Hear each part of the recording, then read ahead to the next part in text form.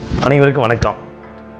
சேலம் கிழக்கு மாவட்ட திமுக மாணவரணி சார்பில் மொழிப்போர் தியாகிகள் வீரவணக்க நாள் பொதுக்கூட்டம் நாளை வாழப்பாடி பேருந்து நிலையத்தில் சரியாக 5 மணி அளவில் சேலம் கிழக்கு மாவட்ட கழக செயலாளர், நாடாளுமன்ற மாநிலங்களவை உறுப்பினர் நமது பாசத்திற்குரிய அண்ணன் திரு SR சிவலிங்கம் அவர்கள் தலைமையில், முன்னாள் சட்டப்பேரவை உறுப்பினர், ஆதுகாவல் நலக்குழு மாநில இணைச் செயலாளர், தலைமை கழக பேச்சாளர் மரியாதைக்குரிய அண்ணன் VP ராஜன் அவர்கள், தலைமை கழக பேச்சாளர் அன்பிற்கினிய அண்ணன் குடியாத்தம் பாரி அவர்கள், அன்பிற்கினிய சகோதரி மருத்துவர் திவ்யா அவர்கள் சிறப்புரையாற்ற இருக்கிறார்கள்.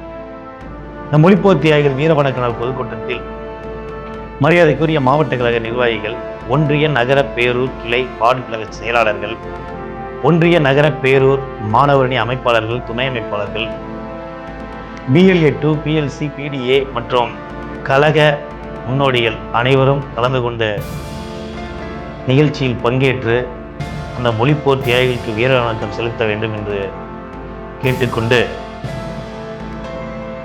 செந்தமிழை காக்க சேனை ஒன்று தேவை, மொழியும் இனமும் கழகத்தின் இரு கண்கள் என்ற தலைவரின் முழக்கம் கோடிக்கணக்கான தமிழர்களின் உணர்வாகட்டும்.